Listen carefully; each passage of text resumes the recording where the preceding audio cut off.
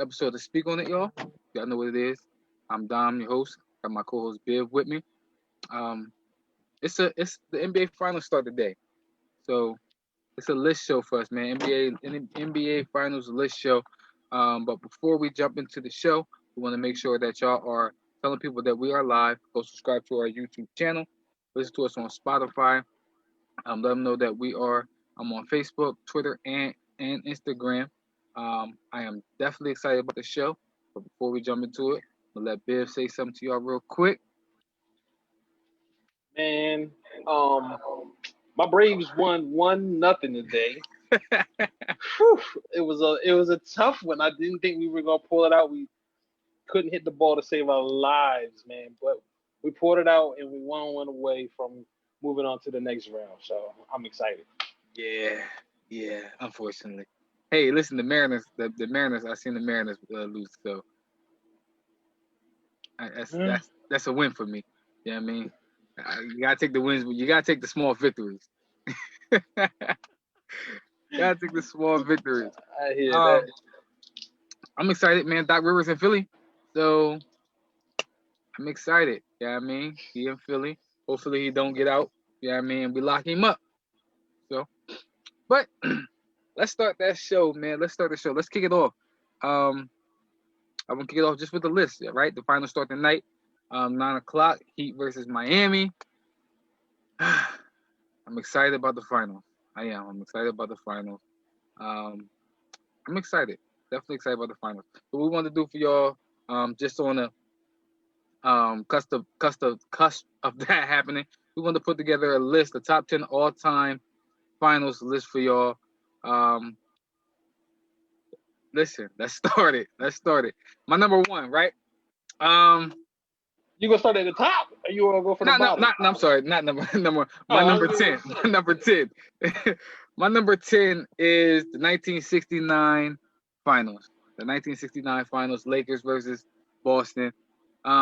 Reason even though I wasn't born, did research on it, looked it up. I put that on there is because that's the Jerry West game. That's the Jerry West final. That's the only time a losing a losing um player won the Finals MVP in the NBA Finals. He averaged 38 that game, like 7-7. Um, he, from what I researched, he was balling in that series. He went up against the almighty Boston, um, and he won the Finals MVP. So that's why I picked it because it stood out to me that that's the only time that somebody won the Finals MVP on a losing team. Even though we could argue that there should be others. We could argue that there should be others who should be the Finals MVP on a losing team. Um, but that's why I picked it. That's why I put it there. Let's talk about it. I didn't even go that far back. I was trying to stay within my range of being alive or something Hmm. like that. But when you talk about a guy winning Finals MVP on a losing team, that's crazy. And I know you said other guys. I'm gonna just say it, man. LeBron probably could have done it at least twice. LeBron probably could have done it at least twice. I agree. So so that's just crazy to think about. That a guy on the losing team was really the best player on the floor. And me personally, I think that's the way it should be. The person who performed the best, who had the best series, should win that. And that's why I think they should go away from MVP. They should just go MOP on for those types of things. Because when you hear most valuable, people want to start putting their own definition on value when they just say most outstanding player. You know who that was, the guy that was the best on the floor for the entire series. So I ain't got no problem with that Jerry West. I didn't go that far back. If I went that far back, I probably would have had that on there. I looked at a couple of those series from the '60s, but I was like, ah, I'm gonna leave it alone. I'm with you. Like I said, I really didn't want to go that far back either. I was just looking at it, but it stood out to me. It jumped out to me just looking at him, and I was like, dang, like how can you not talk about what he did? And like I said, it should definitely be um, others. And I'm with you. They should just be real. Finals best player. Mm-hmm. The best player. Best player of the finals. Yep, the best player in the finals That's what they should get to. that's who we should give it to. So I'm with you. I Yep. definitely agree with it. My number 10, I went to 1983. The Sixers sweeping the Lakers. Moses Malone 26 and 18 in that series. It's a series that people kind of just gloss over. Like people do not talk about a series in which Kareem and Magic were swept in the finals. Now, granted, Magic was young, but you can't talk about Magic going out and being the starting at center as a rookie and winning the finals game, and not talk about him being swept in '83 by Moses Malone and Doc and the Philadelphia 76ers. Like I said, it's something that people don't really talk about. The Lakers and with Magic and Kareem, we talk about their battles with the Celtics. We talk about their battles with the Pistons, but nobody really mentions their battles with the Sixers and the fact that they were swept once by the Sixers. So that's why I have it there at 10. And like you said, we talk about Magic. Magic came in 80 or 89, 79 as a rookie. And people when people talk about the greats, right? What made Magic great? They're gonna talk about that game, 1979. He came in and guess again, and if we want to be real, the same team they got swept by in 1983, the same team he beat in 1979, the 76ers. So, like you said, you can't talk about that 1979 game and not talk about that 1983 game where he got swept and talk about he was young. He was young in 1979 and he won. 1983, he was young as well. He lost, like, and got swept. So I definitely agree with you with that. That's a great finals, and that is what, like you said, put Magic on the map to being great and people expecting him to be great. And with that being said, 2006 is where my guy took over and said, I am here. I am here to stay. I am the third greatest two guard of all time. 2006 finals, Dallas Mavericks versus the Miami Heat, down 0-2, looking like they're going to be down 0-3. And Flash turned into Flash, took over 36 points a game in that series. No two guard has done that at the time, other than Michael Jordan. Well, actually, his numbers was better than Michael Jordan's. He broke a record, breaking Michael Jordan's record. I think Michael Jordan was averaged like 35 for the finals. Dwayne Wade averaged 36 for that finals, like 7 and 6. He just took over.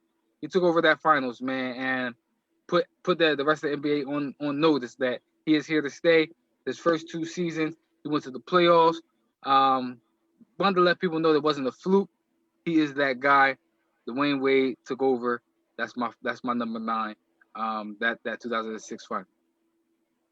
And Dirk was MVP that year as well. No, he was MVP the next year. 06, he was MVP. That's the year he won the finals. Oh, that's the year Dirk lost in the first round. He lost in the first round to the Warriors the year he won the MVP, regular season MVP. Because I hold it on him. I hold it on him. That's when they was the number 1 seed. But what's crazy? I got to that number 9 as well, man. I got that 06 finals, man, where Flash became Flash. Like he took over that series. And what's crazy is the home team won every game of that series except for the closeout game, Game 6, which was the first road win of the series. And they always say a series doesn't start until somebody wins a road team win. Well, that series ended with the road team getting their first win. But Flash was Flash in that series, and in my opinion, at that point in time, he was better than LeBron. I agree. At that point in time, he was better than LeBron at that point in time. But LeBron would show who he was the very next year to let us know that he was the king. So, but at that time in 06, Wade was better than LeBron at that time. I actually don't have a LeBron surpassing D Wade until 2011. But that's my guy. D-Wade, my guy. I feel D-Wade, my you. I guy. feel you. You know what I mean? What LeBron did in 07, man, I that was. get it. I get it, man. Listen, but that was that team, 017, that people talk about, that he dragged them to. He had some players. Everybody played a role, and that was a nasty defensive team. A lot of people don't know that, but that was a nasty defensive team um, LeBron had there. 19, my number 8. I don't know why I actually put him on here. I do know why I put him on here. 1977, Portland Trail Blazers.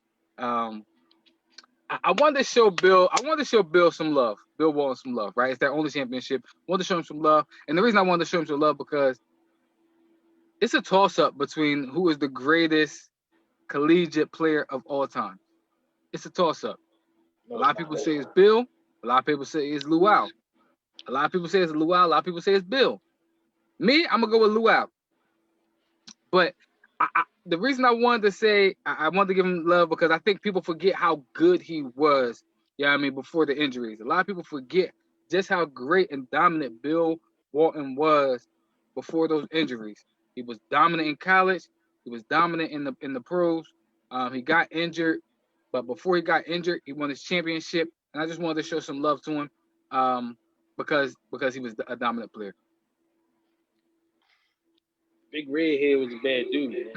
Like seen a lot of highlights. Bill Walton. I think our generation remember him as being more of a commentator and an analyst, and now this generation probably know him as Luke Walton did. But before all of that, he was one of the baddest men in the NBA, and people forget that he was a major contributor to the Celtics team, in in the 80s as well. So no, I ain't got no problem with it. Again, I just didn't go back that far. I'm with you. I get you. Got you. But listen, moving forward, we ain't moving. I ain't going back that far.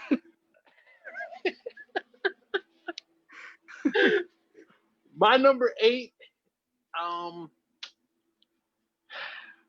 not a lot of people gonna be like, really that? I got the 04 Pistons over the Lakers, man. To me, it's the significance of it.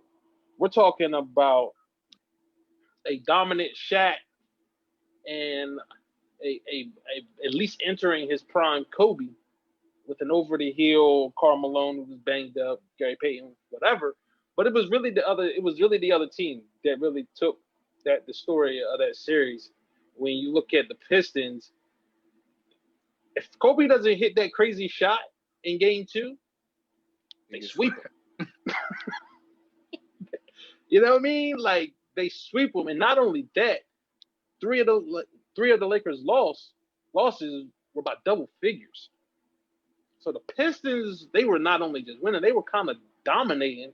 5 of the Pistons players averaged double figures. Like it was just a complete team effort. Chauncey Billups got MVP. I'm not even gonna give you his numbers because they're not gonna jump off the page, but it was a complete and total team effort against what everybody thought was a juggernaut. And most people probably picked that series to be exactly what it was, just reverse. Lakers 4-1. But the Pistons came out and really just punched them in the mouth and never let up. Penciled them in. Listen, everybody had them penciled in as the champions. Not gonna lie to you, everybody had them penciled in as the champions. I got no beef or nothing to say again about you having them on the list. I think they should be on the list. So I agree with you. Number 7. 7. Number 7. My number 7 is 2019 finals. Kawhi Leonard led finals. Significance. Why is it significant? It's the only finals that's the only finals winner that's outside of the United States. That's one. That team was a great defensive team. I know we talk about Kawhi a lot, but that team was a great defensive team, and we see it this year when they came back and tried to defend their title, taking Boston in 7. Boston, taking Boston 2-7. Um, but that was a great team. I know people talk about if if KD was there and if Clay was there, and listen, I am on that bandwagon. If Clay was there, um, they're not on this championship. I mean, they're not. We're not talking about them. We're not talking about them winning the championship. It's significant to me because, like I said, you remove DeMar DeRozan, you put in Kawhi Leonard, they win the championship that first year. They pushed all their chips to the table, with the Kawhi Leonard trade, and they won. They cashed in on it.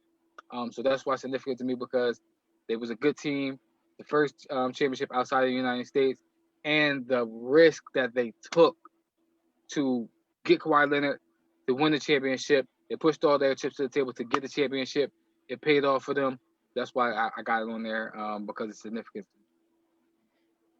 And I'm gonna respect it even more because this guy is a diehard Steph Curry fan. So the fact that he put a Steph Curry loss on this list shows you that he really that he, you know what I mean, it was genuine. Um, Me, I'm gonna take it a different angle. It shows you the true value of DeMar DeRozan. And it's not. I don't know DeMar DeRozan. He could walk by me tomorrow. I'll recognize him, but he's not going. He's not going to move me one way or the other. But for that team to be always good in the regular season, can't win in the playoffs and beat LeBron. Now, granted, they didn't have to play LeBron, but the simple fact that they were able to get over the hump and get to the finals without him, and then come back the next year and make a run without him or Kawhi, and make a run to Game 7 in the second round, that shows you just the strength of that team and really the coaching of Nick Nurse. So no problem with that at all. My number 7 is 2011. The Mavs over the Heat. For me, the significance of that is really Dirk and the Mavs, their entire playoff run. What they were able to accomplish that entire run. But the final was significant to me because they were down. They were down 2-1, and then they won 3 straight. Two of those was by double figures. You know, Dirk averaged 26 and 10 for the series and was MVP. We all know, you know, LeBron was not himself for whatever reason. But nevertheless, it's not, you know what I mean? Can't take that from Dirk. Dirk and the Mavs took advantage of that opportunity, and they went out and they won it. So I'm gonna give him some love. As much as I'm hard on Dirk, I'm gonna give him some love and give him some props for that run. Reverse. It was the reverse game. Like they was up, they was down. They was up in 06. They was down in 2011. Dirk took over because in those first couple of games, Dirk was struggling. He was struggling in those first couple of games. Jason Terry carried him a little bit in those first 2 games, I believe, first 2-3 games. He had a big fourth quarter, I think, in game 3.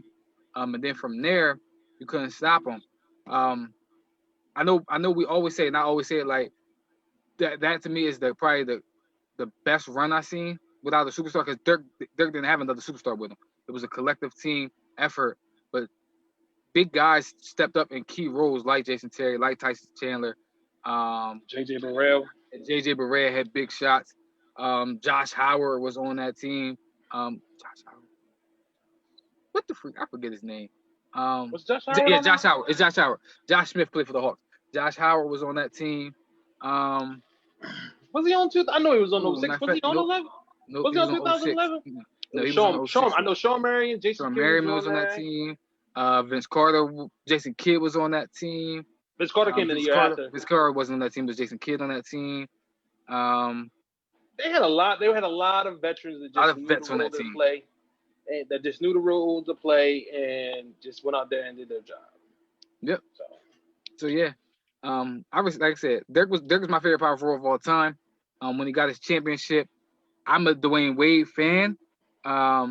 So I actually rooted for Dirk in that series, 2011, because I wanted Dirk to get his championship. It was tough for me to root against Dwayne Wade, but I wanted Dirk to get a championship because he was older, and Dwayne Wade had already had his championship. So I rooted for Dirk in that series, and once he got it, man, I feel like he solidified to me, a top to me a top two power forward spot. But to others, he had solidified top five power forward spot with that championship. All right, you're my top 10. Power Maybe. forwards? Yeah, maybe. Oh Yeah, my he might be god! in my top 10.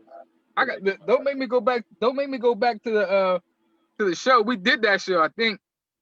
I think we did that show. I gotta pull it Yeah. up, see where you had him at. Pull it up and see where you had my man Dirk at. I've never had him in the top 5. I don't know. I don't think. I don't know. I don't think you had him in there. I don't think you had him in there at all. If I so, gotta I pull was it just up. being nice that day.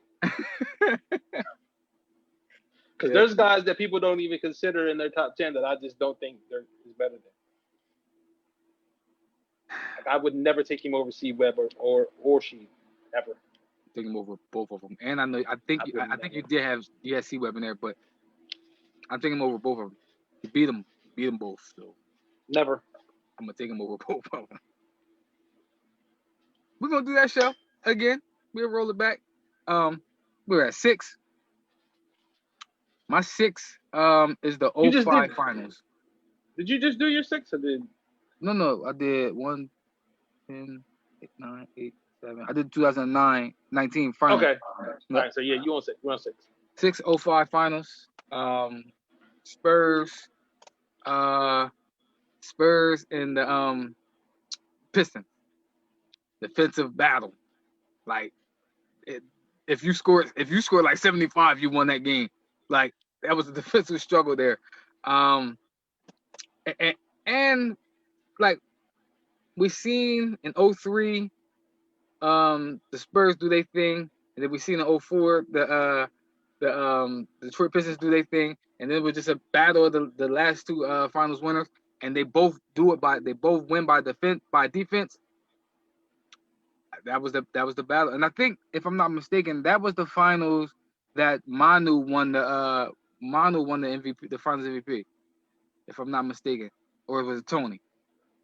Tim. Tim in 05? Tony Yeah, won in 'cause 07. in 07, and Manu won it. No, Never. Manu didn't win it at all. It was it was Kawhi Leonard. So it was time. It was Kawhi ended up taking that one. yeah. So Manu Although, actually balled that series, I believe. I was gonna say, although they could have picked a number of people in 14. Yeah, Manu balled in that series, but yeah, Tony. I forget. Tim won that series. Tony won in 07. But that was a defensive struggle. And I picked it because of that, because it was a defensive struggle in that series. I have it a little higher up on the list, so I'm gonna leave it alone for now. I'm gonna give my number 6. My number 6, I got 1994. I got the Rockets versus the Knicks, 7-game series. For me, it was the first year without Jordan. Mm-hmm. It was the first year without Jordan, and it was really a year of question marks. Nobody really knew who was going to emerge and take the crown. And the Knicks felt like it was their year. They didn't have to go through Jordan this year. They ended up having to go through the Bulls, but they didn't have to go through Jordan. So to get to the finals, I think Pat Ewing, he had like 30 blocks the entire series. I think he had 8 blocks in one game. I think that was a finals record or something crazy like that.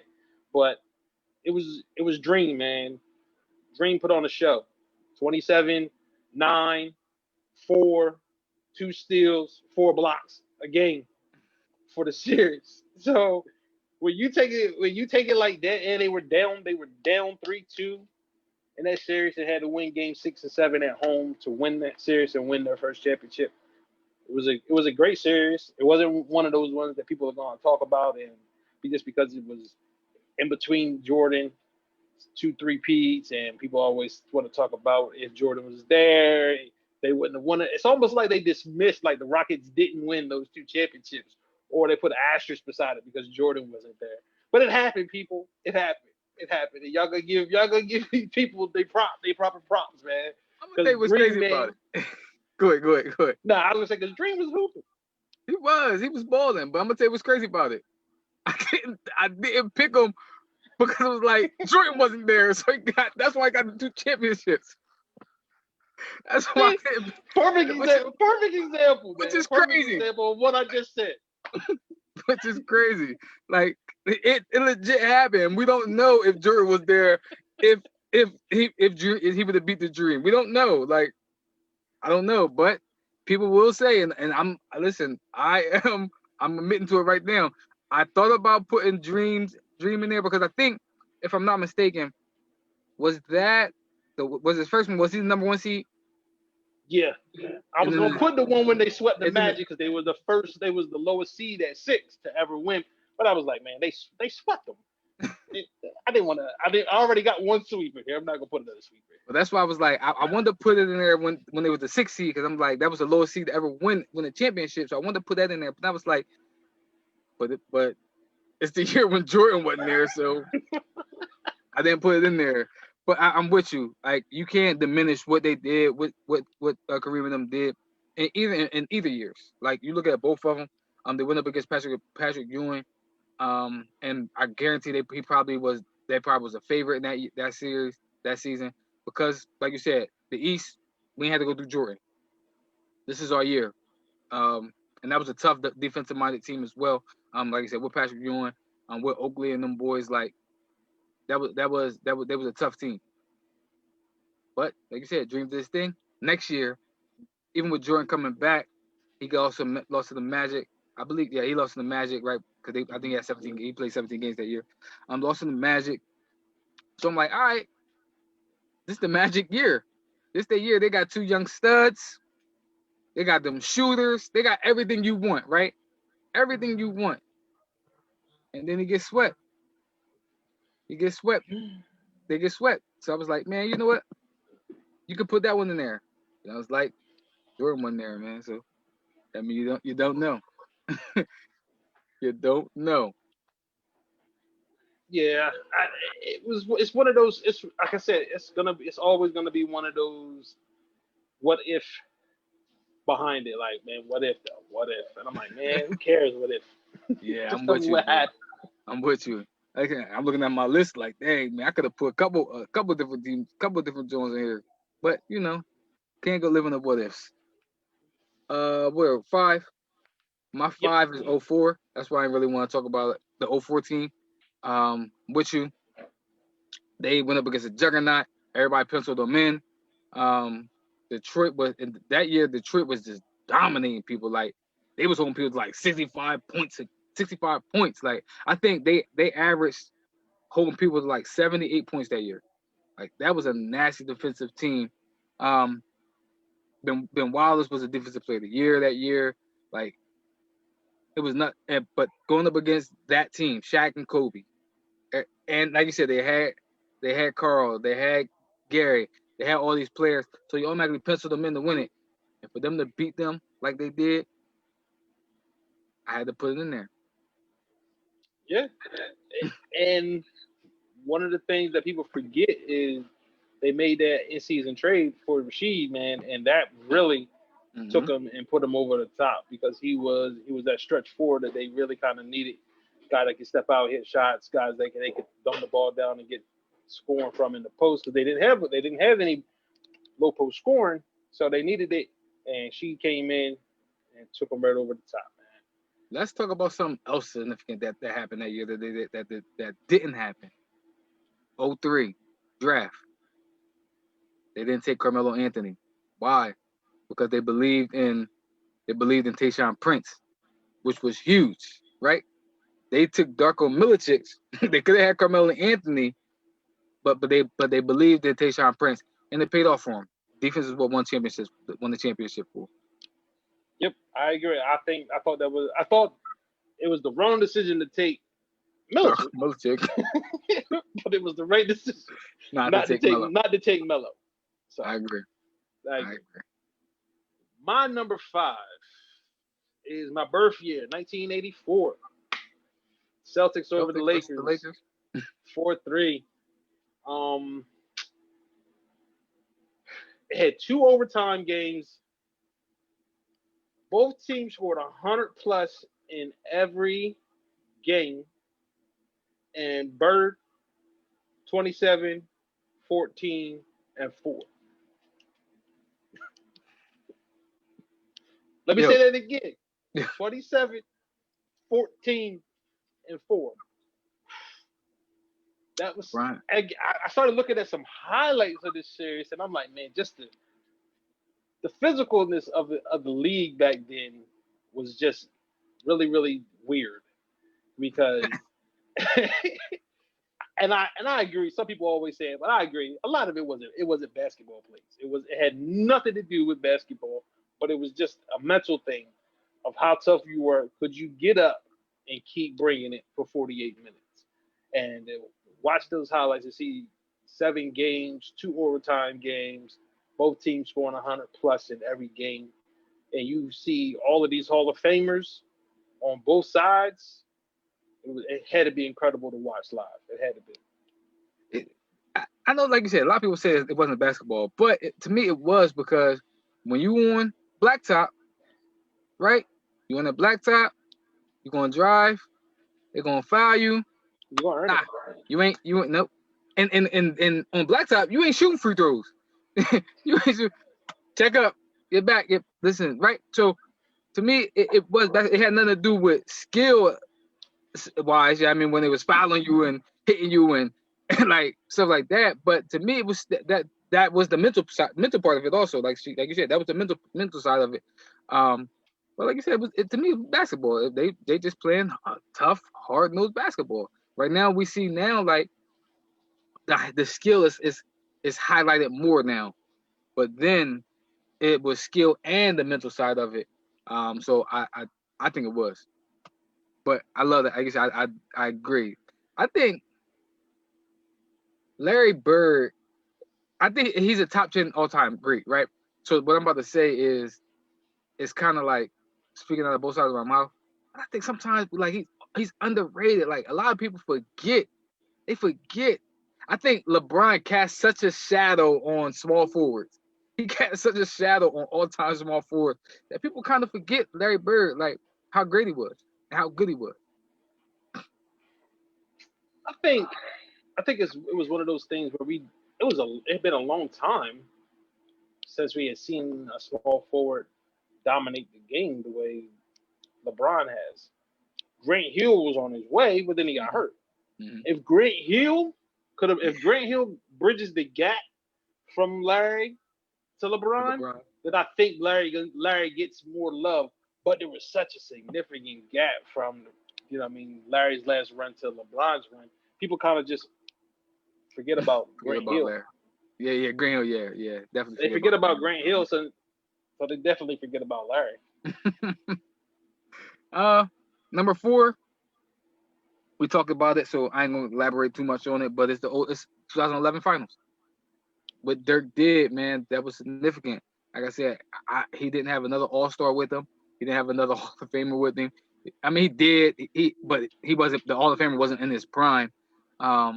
He just had a bunch of people that played their role, did their thing. Tyson Chandler was the Defensive Player of the Year that year, but he covered up a lot of things that Dirk didn't do.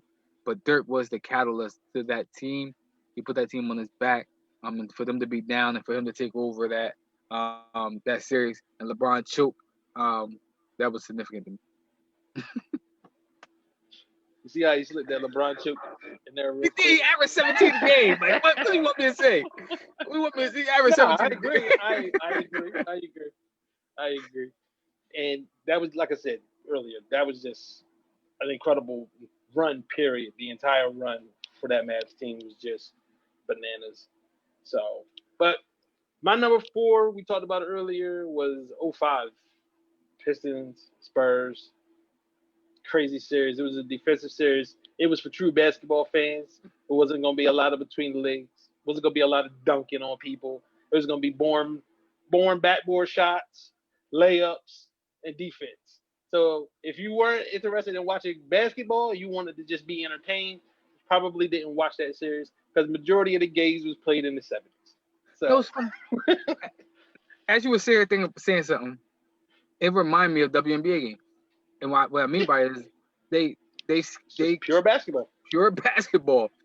You ain't going to see a lot of super athletic layups and dunks, and they just going to play pure basketball. And that's what that series was. It was strictly pure basketball. Two good coaches, two very good coach teams that know basketball, and the first person to make a mistake is who going Gonna lose. Yep. My 3 is the 98 finals. Significant. Why? That was Jordan's. That should have been Jordan's send off game. That should have been his send off game. With that push off, wasn't a push off. Yeah, I mean, but it was. People say it's a push off, but that should have been the game. That should have been his walk off game, his send off game. 6-0 in the finals. The GOAT. That's it. That's his last hurrah. Yeah, Jordan. It's Jordan. It's a Jordan game. You know what I mean? It's a Jordan game. It's Jordan finals.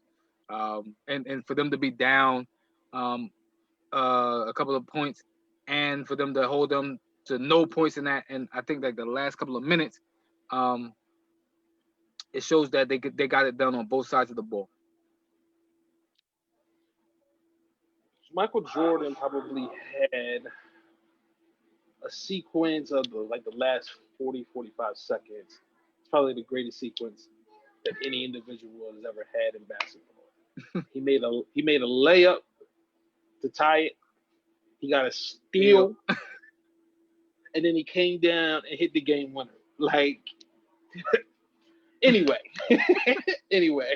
but as a Bulls fan, I'm definitely not gonna disagree with that.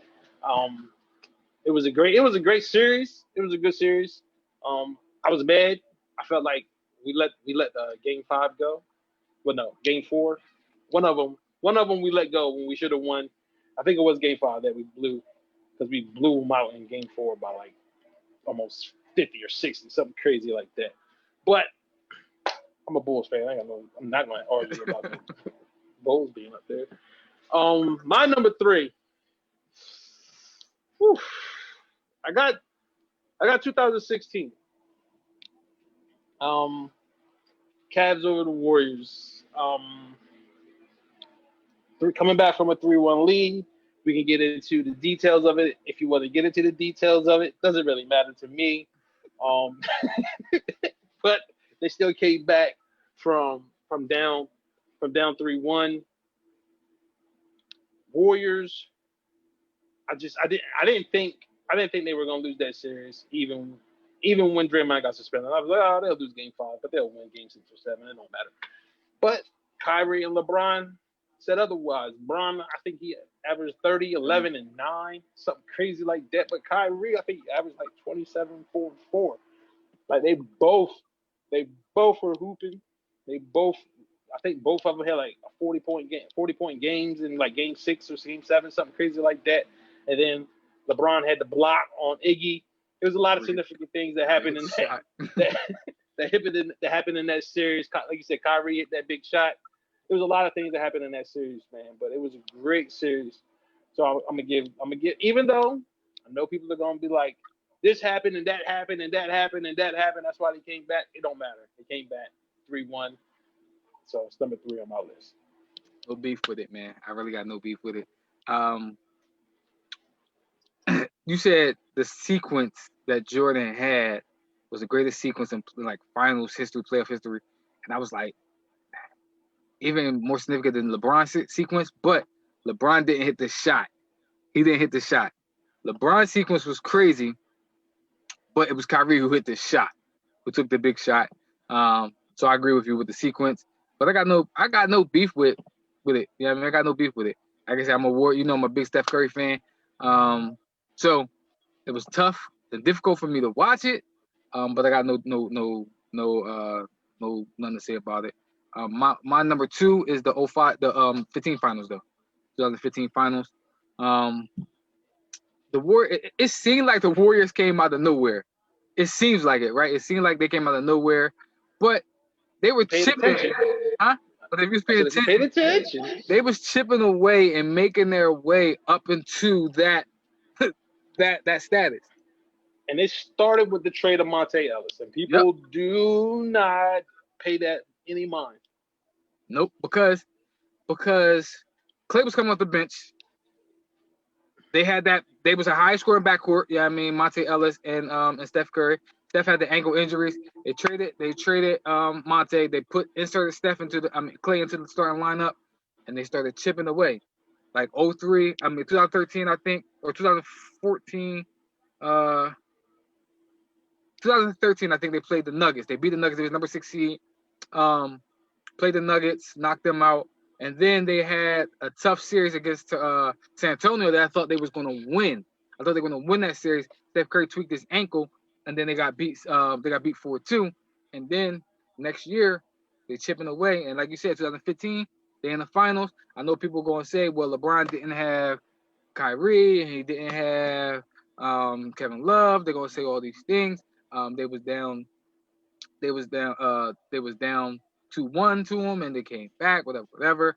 But Steph Curry, to me, that's when Steph Curry put the league on notice. I think that was his first. That was his first finals. That was his first MVP. I think that was his first MVP that year.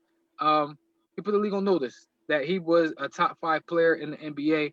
And this was before Draymond became a top 5 player. Or Draymond's not a top 5 player. I'm gonna take that back. This was before Draymond became Draymond. Before Clay became Clay.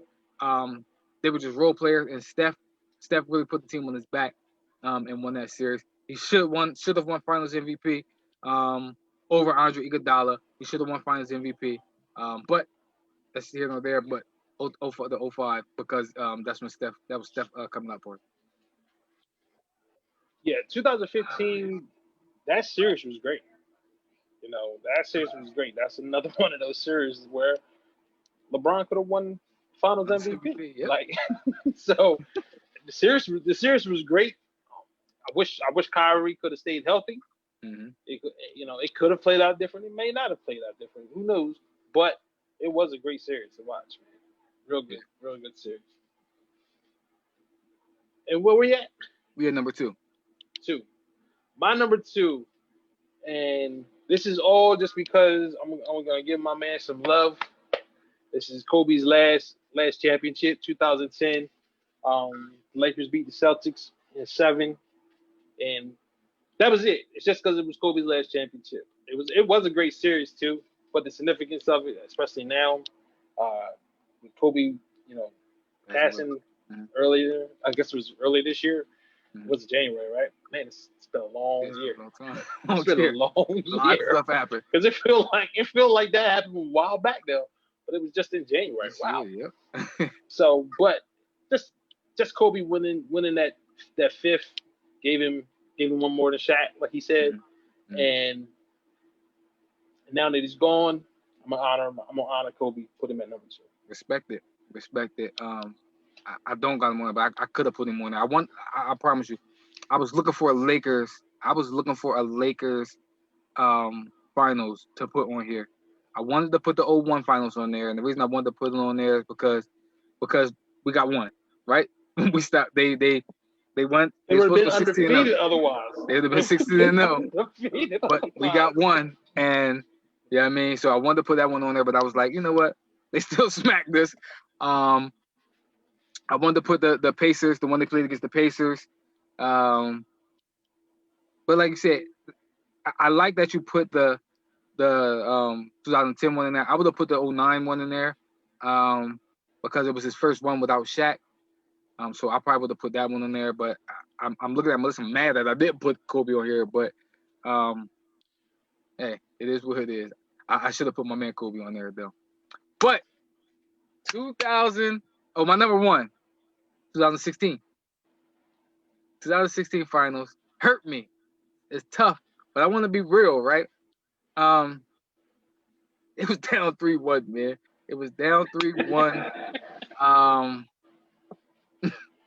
And like you said, I've been saying it multiple times on the show. Draymond got suspended, changed the complexity of that series. Andrew Bogut was injured. Andre Iguodala was injured. Yada yada yada. Guess what? Doesn't matter. They took full advantage of all those things, and they pulled off the greatest comeback into me in sports finals history. That is the greatest comeback in sports finals history to me. Being down 3-1, nobody's ever done it. Probably nobody will ever do it again.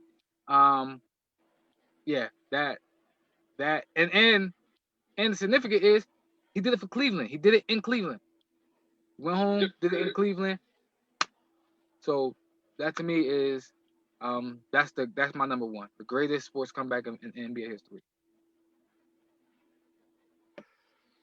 My number one is a LeBron series as well. 03, Mine 13, is 2013. 13. The Spurs had the series wrapped Wow. up. They It was ain't just had gone. the series locked up. They had the court wrapped up. They Like, wrapped up the court and everything. the confetti was ready to drop. The champagne was no longer on ice, and then Ray Allen happened. Mm-hmm. And people forget is all Ray Allen did was force overtime. That wasn't the game winner. It wasn't the game winner for the series. It forced overtime in game 6, and then LeBron and them came back and won game 7, Yep. in which LeBron went for 37 and Took 12 over. in the closeout game 7, averaged 25, 11, 7, and 2 steals for the series. And people forget it was his shot that Chris Bosh tapped back to Ray Allen. Mm-hmm. Like, out of all the things that could have went wrong and things that could have stopped him, he was able to overcome it and go out and win back-to-back championships. So as much as I'm considered a LeBron hater all the time, I just don't feel he's the GOAT. And just because I don't feel he's the GOAT, people say I'm a hater. But I give him his props on his due. And the way he performs in the playoffs, other than 2011, it's been all darn near flawless. Agree. So all right, that's my number one. Listen, I'm glad you put it on there because I was looking at it like, dang, I ain't got 2013 on here. But I'm glad you put it on there. So listen, I ain't got no beef with it. I want to let's jump into these power rankings real quick because I think there might be controversy in the top 5 quarterbacks right now. But let's jump into these power rankings real quick. Let's start at 10, right? My number 10. Tough for me. Listen, and I really legit probably put them on here because I picked them to go 12-4. The Cardinals. I got them at number 10 right now. It's early on. It's early. I didn't have them beating the 49ers, but I also didn't have them losing to the Lions. But I did have them 2-1 to start the season off. So it played out how I wanted it to play out, just not with the teams that I had them beating. So the Cardinals is my number 10. They played tough. Yeah, Kyler Murray played a tough game, cost him the game. So that's why I got him my number 10 right now. I didn't have him in my 10. It was hard keeping them off. I can't even lie. But I also kept another team off. 49ers probably who you give off. Oh, yeah, I kept the 49ers off, too. But I kept the Bears off, who were undefeated. So, man, you and me 10, both. Bears, freak. No Bears on this. My number 10, I got the Bucks. I got the Bucks at number 10, and the only reason I got them at number 10 right now is they only got the one loss at New Orleans, tough place to play, week 1, but they got 2 wins over teams that they should have won. They should have beaten both the Panthers and the Broncos. They took care of business, but they still do have the one loss, so I got them. I got them at 10. I got you. Like Biv said, man, ain't got no Bears on no goddamn not top 10 power ranking. Man, Bears on there. I might not get them in the top 10 until they go 10-0. Like, that might be when I buy in. I'm always going to buy in. I'm always going to have an excuse to why I can't put the Bears in there. Everybody else got to lose for me to put the Bears on my. But my number 9 is the Patriots. They got one loss, but again, we talked about the other day. They legit could be 3-0. They could legit be 3-0. All the losses on defense, they still balling on defense. No weapons. We say they got no weapons. But for some reason, some way, somehow, they find enough weapons to win, enough weapons to score, to put up points. They scored 36, so they got some kind of weapons to score 36 against Los Angeles. They beating you they beating you running the ball, they beating you passing the ball. There's nothing that they can't do. And to me, they haven't fully put it all together yet, which is crazy to think about that they didn't fully put it all together. They 2-1, they could be 3-0. I got Pittsburgh at 9. I got the Steelers at 9. I know they're undefeated, but Not impressed. I know who they are, and I know what I'm seeing. I'm like, man, they have not gotten it together yet, and they're 3-0. But they haven't gotten it together yet. They have not looked good. The pass defense has been iffy. The run defense has been great, and the offense is still yet to get it in full gear. But they're undefeated, so I'm gonna keep them, so they should got to be in the top 10. So I got them at 9. Listen, I got you. I got them a little bit higher, but I understand it. Like I legit thought the win against. I wasn't impressed with the win against the Giants. Wasn't impressed. Wasn't impressed with the win against Denver. Wasn't impressed with the win against the Texans. That Giants game, man, shit, it took a dumb pass from Daniel Jones and a defensive lineman to pick it off for them. You know what I mean? And again, I know they was already up in that game, but that kind of like sealed it. They struggled with them, with the Giants. So like I said, I wasn't impressed. They struggled with the Texans. I just wasn't impressed by any of the series, but yet they still are. They are number. They are undefeated. So gotta have them on there. My number 8 though is Tampa. Kind of like what you said. They 2-1. They lost to New Orleans, and but they beat two teams that they should have beat. But like you said, I feel as though that they aren't. They're still figuring it out as well. Just like you said with Pittsburgh, Tampa Bay is still figuring it out as well. So that's why I got them at number 8 right now, because I think that they are trying to figure it out. They're still figuring it out, but I think that they will, as we keep doing these shows, we're gonna see them climb a little bit higher. Agreed. I got the Rams at 8. Their only losses at Buffalo to, in my opinion, a top 5 quarterback in the league right now, and Josh Allen. Their 2 wins came against the NFC least. People are gonna hold that against them, but their 2 wins is against the NFC least. If they lose to those teams, then we got a different problem. But they handled business. They took care of business both at home against Dallas and on the road at Philly. They're moving the ball. They're running the football. They're passing the football. The defense has been good enough to keep them in games. Mhm. So the Rams, they can compete in that division with Seattle. But right now, they 2-1. And I definitely could have put them on here. I don't have them on there, but like you said, they could be 3-0. They could easily be 3-0. But Josh Allen, he came back, did what Josh Allen did. They was also aided by a PI that was suspect, but they also benefited from another PI that was suspect. So to me, they canceled each other out. And you know what I mean, the Rams, they I just don't have them on here. But the Rams couldn't be legit. My number 7 is the team that you mentioned. It's the Steelers. The only reason I got them that high is because they're undefeated. And I'm just not impressed. They are the second least impressive. And you know what? I'm like, they might be the second least impressive undefeated team. They might be the worst. They might be the least impressive undefeated team. I know we ain't got the Bears on here because of Mitchell Trubisky. Never mind. The Bears are still the least the least impressive undefeated team in the NFL.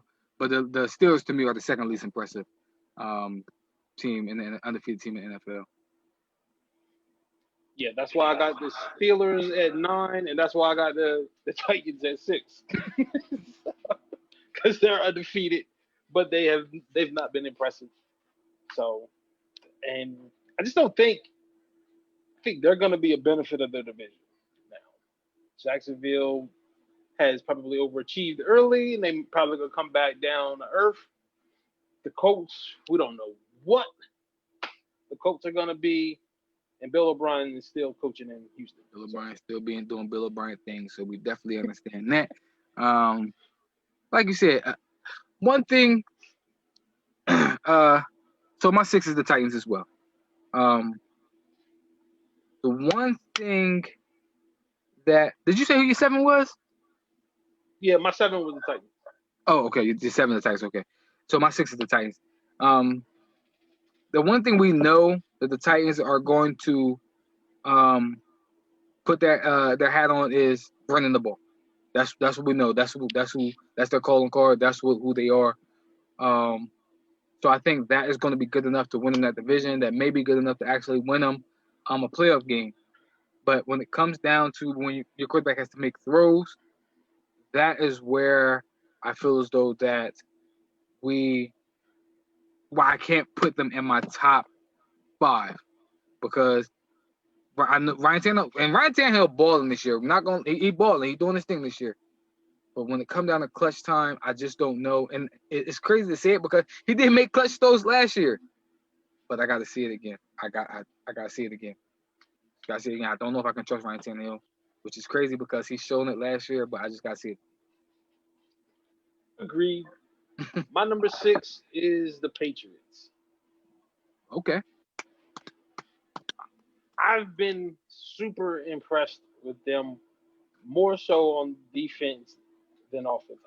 I kind of figured I was going to get what I'm getting from them offensively. But defensively, with all of the guys opting out from COVID, you just didn't expect them to be this good early. Well, I didn't expect them to be this good early. I knew that Bill Belichick, being the defensive coach that he is, come Christmas, they were going to be one of the better defensive teams in the league, regardless of whom he has as far as personnel. But they are probably even further ahead than he expected them to be this early in the season. So, given what they are able to do on offense, because they're going to be able to run the football with Cam and the running backs, and if that defense can keep them in games, Patriots are going to be right there again come playoff time. I agree, man. Like you said, we talk about it on I think Monday. The Bills got sweep them. That's what you said. Which I think that they will, but the Patriots gonna be a tough out, man. I don't know if I picked them to be in the playoffs this year. I gotta go back and look at my notes, but they're gonna be a tough out defensively, and just having Cam there, just bringing crazy energy on offense and defense. That team is all, and they got Bill Belichick. So that team is always gonna be in a fight. So I agree with you. My number 5, it's hard for me to put them here, but I'm gonna put them here anyway. The Ravens. I got them at number 5. The reason I got them at number 5 because they lost, right? They lost to the Chiefs.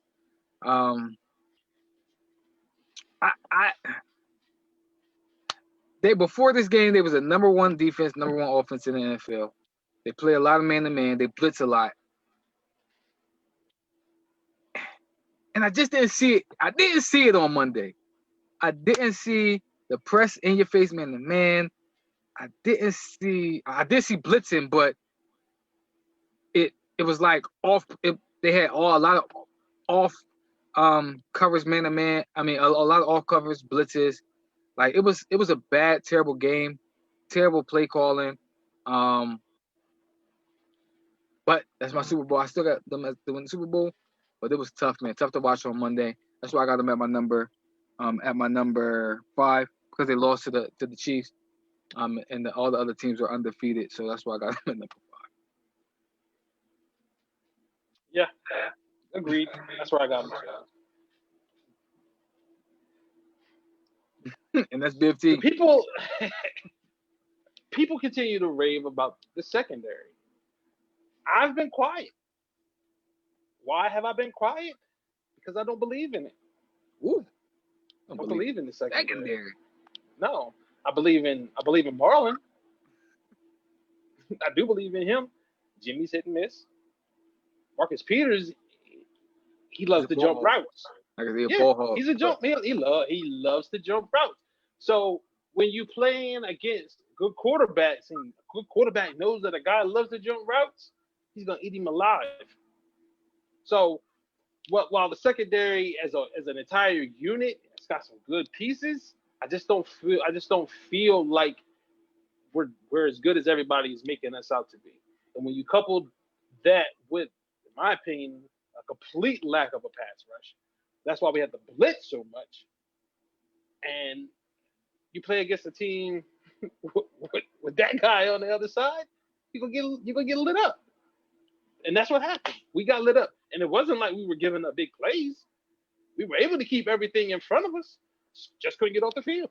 That one play. Here's what I think y'all missed. Leadership in that secondary. Y'all miss Earl Thomas. And y'all miss Earl Thomas. The one play, the Shazer Deshaun Elliott, he got beat on a double move. Another play y'all got beat. It was miscommunication. If Earl Thomas is back there, y'all don't have that miscommunication. They don't have that miscommunication in the secondary. In my opinion, they don't have that. Might because they weren't getting along. So they might not have been listening to it. That might have been why he was spazzing, because they wasn't listening to it. Probably.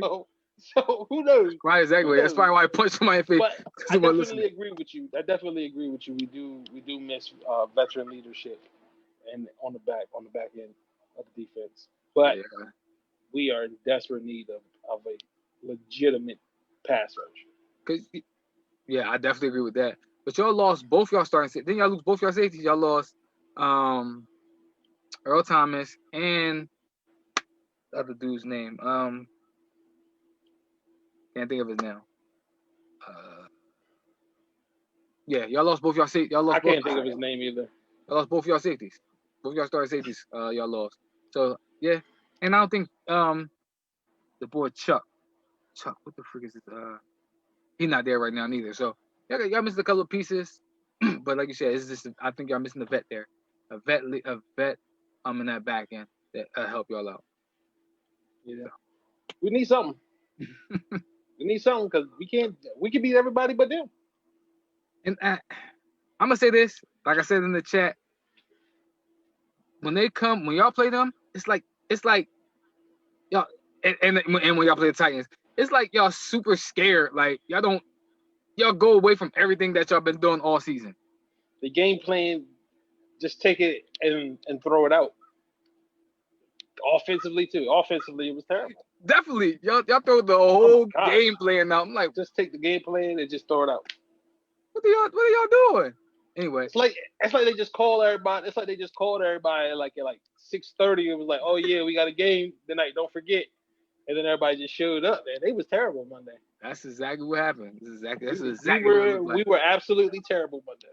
And it's crazy, like people who usually sure-handed just dropping passes. Because I say this, if Mark Andrews catch that one touchdown, it's a different game. It's a totally different ball game. He catch that touchdown, totally different ball game. I agree. Lamar Jackson hit my man. Lamar Jackson hit two. If Lamar Jackson hit two plays, it's a totally different ball game. One was his fault. The other, the wide receiver didn't run underneath it. It's a totally different ball game. And they both was to Hollywood Brown. One he put an air under it, and Hollywood didn't go for it. He didn't run fast enough to get it. And then another one, Lamar put on the rope, and should have been picked. But yeah, like you said, they throw the whole game plan away. This would get interesting, right? This would get real interesting for me. Number 4. I got the Seattle Seahawks. In number 4. They undefeated. They are. They got outside of New England. Huh? Outside of New England, they ain't played nobody. Right.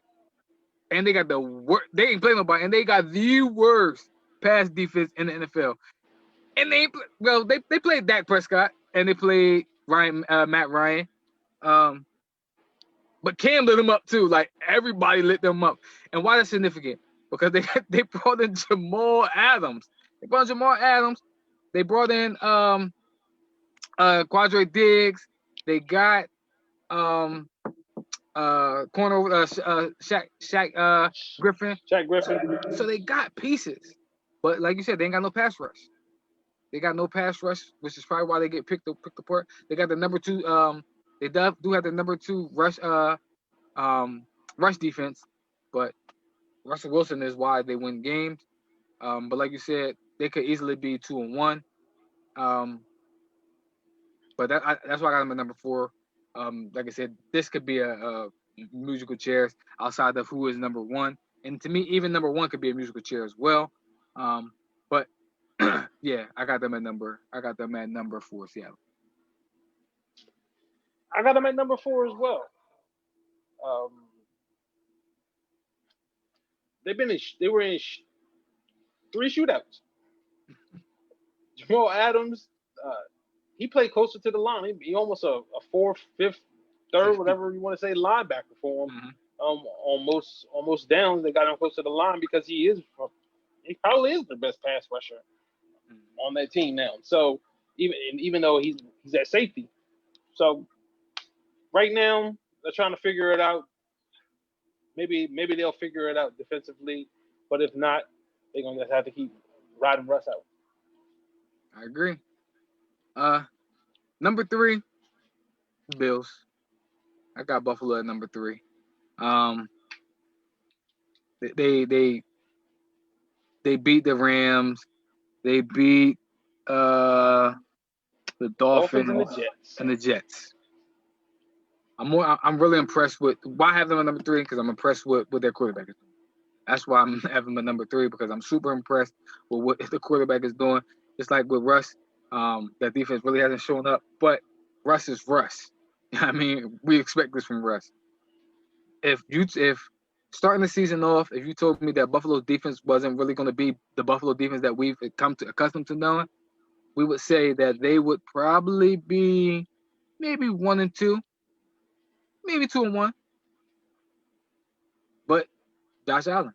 So that's why I got my number 3 because Josh Allen is doing great things. And they're undefeated.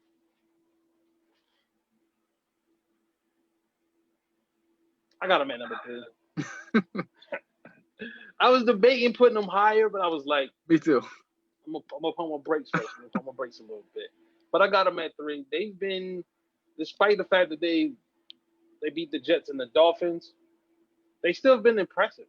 Mm-hmm. The defense hasn't been great, but it's been good, and it's been good enough, and it's made plays when they need to make plays. And then Josh Allen has he's been great. He's been phenomenal through 3 weeks. So I got Buffalo. Agreed.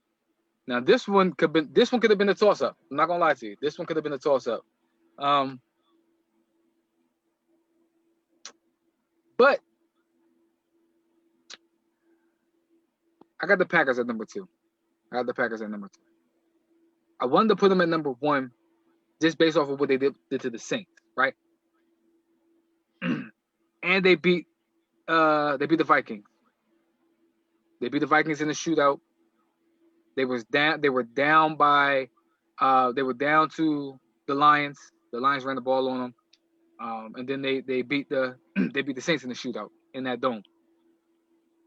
So that's why I put them at number 2.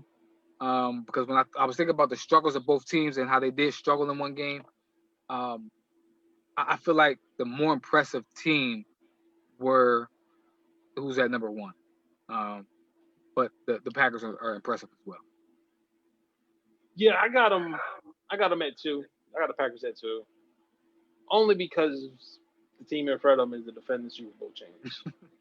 So they started out number 1, and they've done nothing to lose, in my opinion, to lose that number 1 spot. Even though they struggled against the Chargers, they came back, won that game. So I can't knock them for playing bad, but because they won. So I'm gonna give them the props. But to me, both the Packers and the Bills have probably been the most impressive teams thus far. I agree. I definitely agree with that. Because I picked the Packers to be 8-8, and they will definitely surpass that. And that run game, that newfound run game, is allowing Aaron Rodgers to play action and do all these other things. And then he may have unknown. His weapons might not be known, but They get the job done. but they out there making things happen. So, and like you said, we both know who number one is. It's the Chiefs. I tried to use the Chargers game to bump them down to number two, but they won those. That's a divisional rival. They always play them tough. They won the game. Nothing. But what they did to Baltimore is why you have to put them at number one. In Baltimore. In Baltimore, against that quarterback. Yeah, that's why you got to put them at number one. What they did to Baltimore. Yep. So that's why I have the number one as well. Yes, sir. This is where it gets intriguing, man. That's why I want to save it for a little bit. Save it for last. Top 5 quarterbacks right now. Woo! I'm gonna start my number 5. I had it rearranged a little bit. I'm like you when I put them down and I put the numbers by them. I had it rearranged. Start of the show, I had my guy at number 2. More and more I thought about it, I dropped him down to number 5, and it hurts me because he's my favorite quarterback in the league. Well, yeah, favorite quarterback in the league right now. Lamar Jackson's my number 5 quarterback. And I'm gonna tell you, I think it's his coach. I think it's his coach who holds him back. Whether it's Jim Harbaugh or whether it's the offensive coordinator, it's him who. Those are the people. Those are who hold him back. You heard it when he said, man, I want to take more shots down the field. That's what he said during the game. He said that. I want to take more shots. Why you keep calling these dumb behind slants all day? Like I said to somebody else the other day, it's like when you got a Ferrari and you just drive it around the block.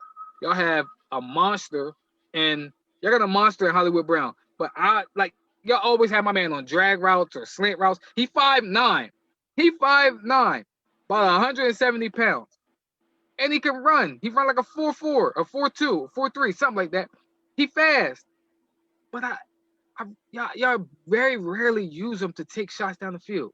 Y'all deep threat is Mark Andrews. That's who y'all deep threat. But with that being said, I got Lamar at number 5.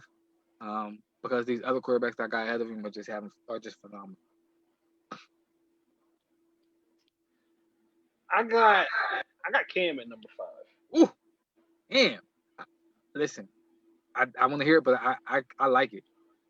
I got Cam at number 5 just because of not just because he's been balling. He's been balling, first of all. They're 2-1, could be 3-0. I think he's rushed for like 4 touchdowns. Yep.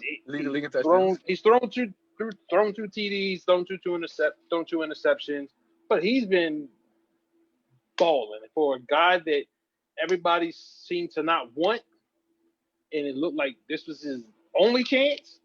He's taking full advantage of it and is balling out. So I got Cam at 5. And I heard New England talking about extension. They better talking about extension winning.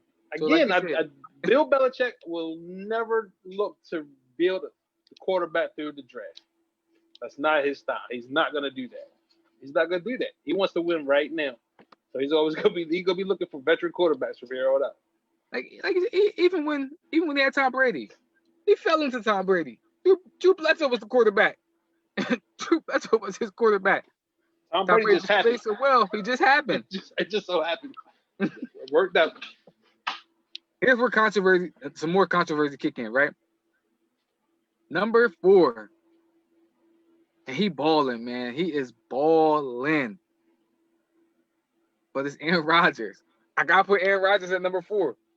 He balling, though. He is killing it. But the other 3 that I got ahead of him,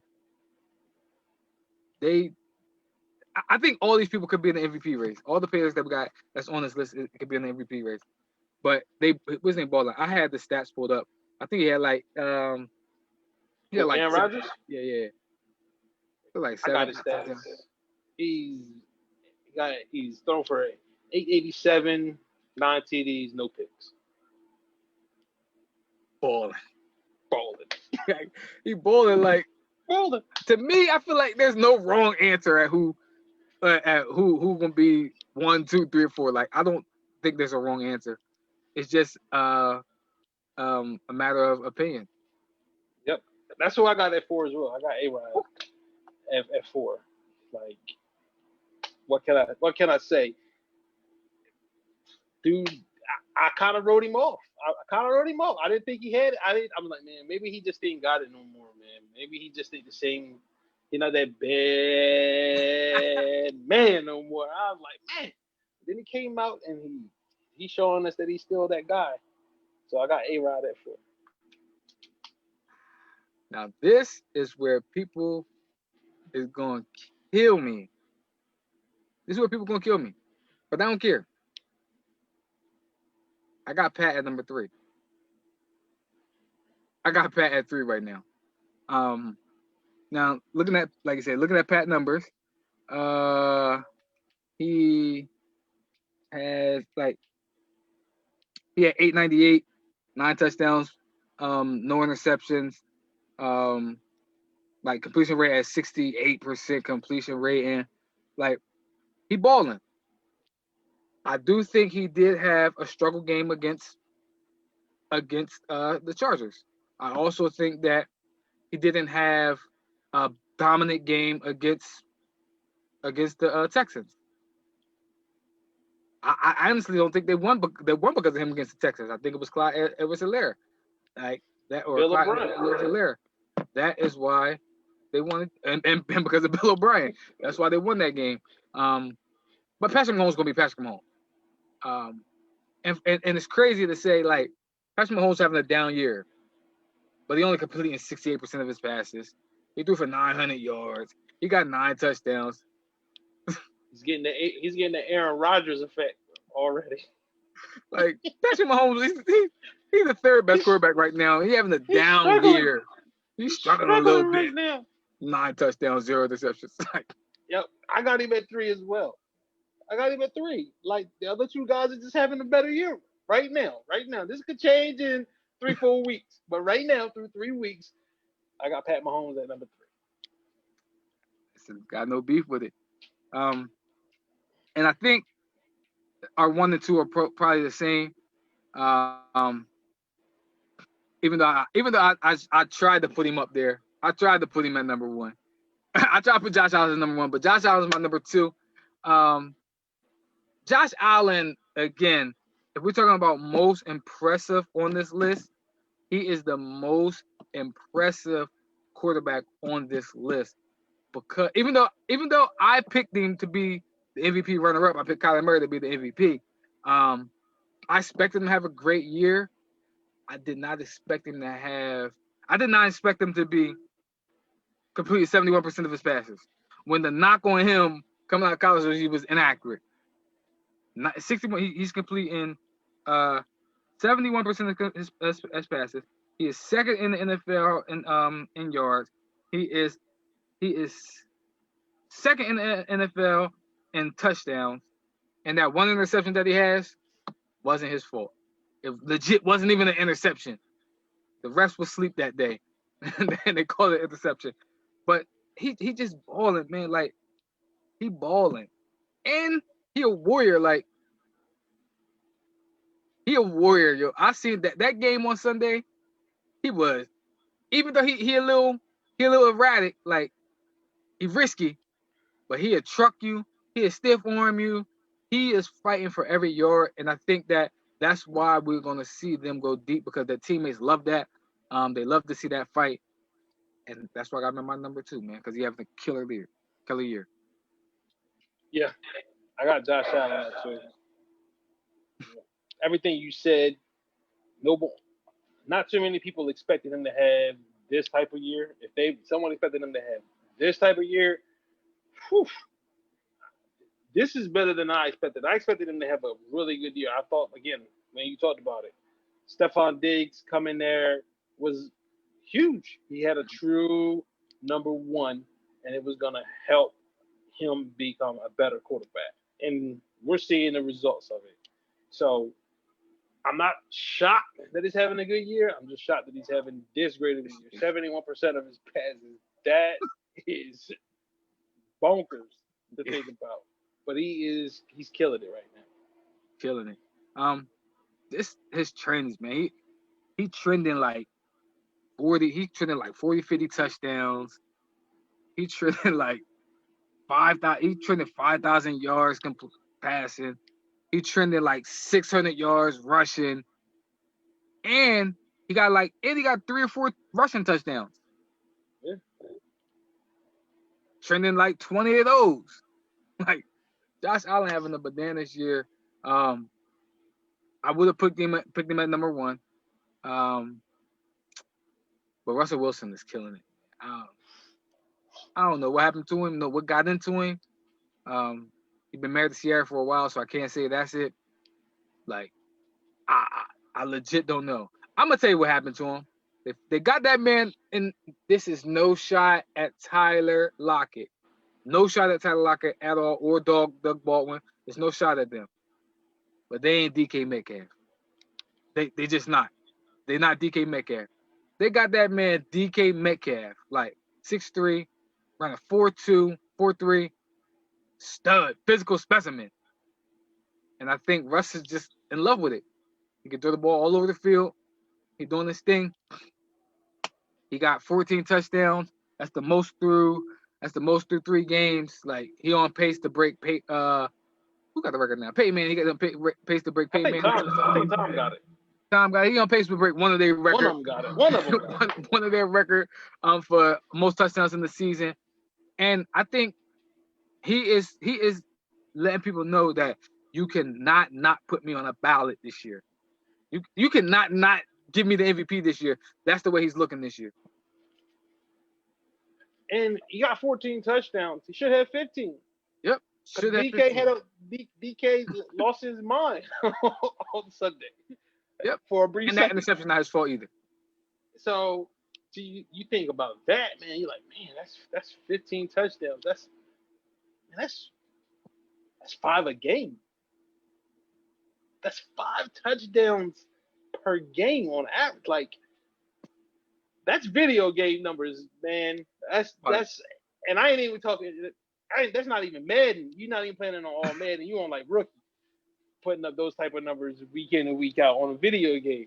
But what they're doing is just crazy because he's not even being used as much in the run game as he has been in the past. And the run game is still doing what it needs to do. I think Chris Carson went down Sunday, was it? I think it was Chris Carson. Yeah, he went down. So maybe Russ will start being a little bit more used in the run game. Hopefully not, because you can't afford to get him hurt. He gets down, their season is completely shot. But right now, Russ is the MVP. Through 3 weeks, he's the MVP. It's been him, man. He has been phenomenal, like out of this world. He is complete. Did you see his completion percentage? Yeah, 70. It's like 78% or something like that. 77%. 77% of his passes he is completing. Through 3 games. And here's the crazy thing about it, right? I just did the math on it. I legit don't see him slowing down. I don't see him slowing down. The thing, can he average 4 touchdowns a game? That is the thing, which would be crazy.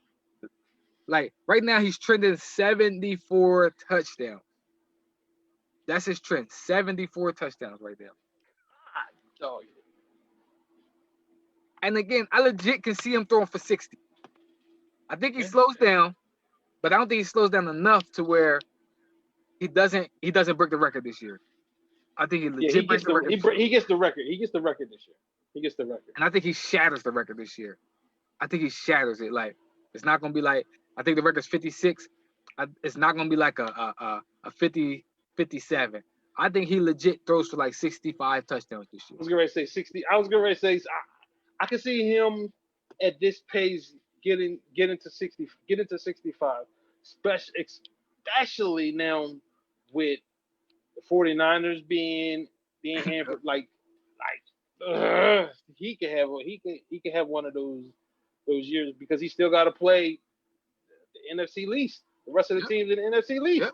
He gonna pick us. Well, as long as he don't go after Darius Slay, he definitely gonna He definitely gonna trash us. He gonna trash the Giants. He gonna kill them. He gonna throw 4. Listen, he gonna throw 4 touchdowns in all those games. So that's 16. That's 16 more. 12 more touchdowns right there. He gonna shred us. He gonna shred us. He gonna shred the Giants, and he gonna shred the Washington football the Washington football team. And the crazy thing is, the Dallas did smack him. They got to him a couple times. He still threw 4 touchdowns against them. He threw 5. Did enough to win the game. Actually, he threw 5 touchdowns against them. Should have had 6. Yeah. Yo. Sorry, Russ, I didn't pick you in the beginning of the year. I thought Kyler was gonna have a better season. I thought Kyler was gonna have a monster season. But I see what DK Metcalf does for you. So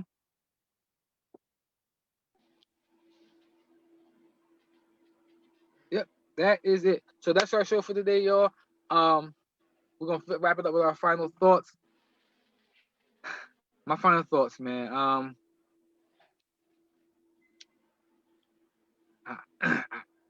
I want to say, hard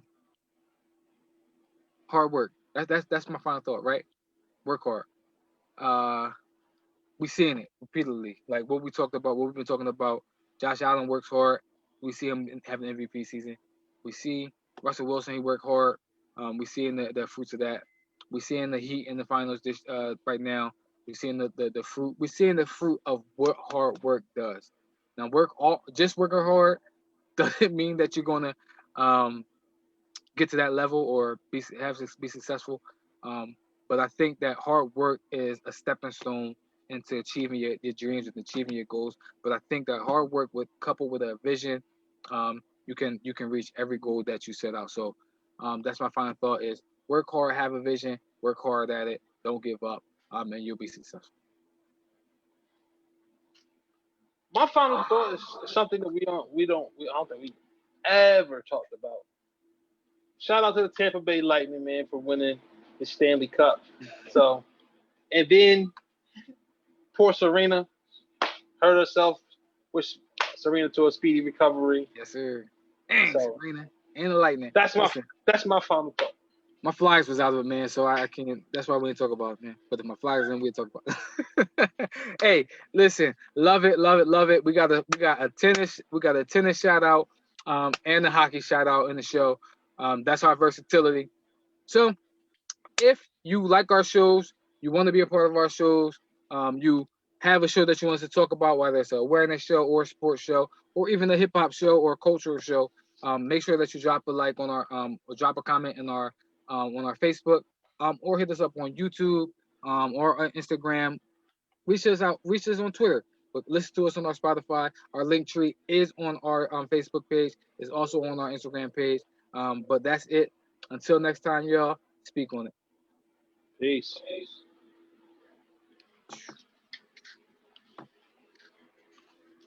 All right, good brother. I'll holler at you tomorrow. All right, bro.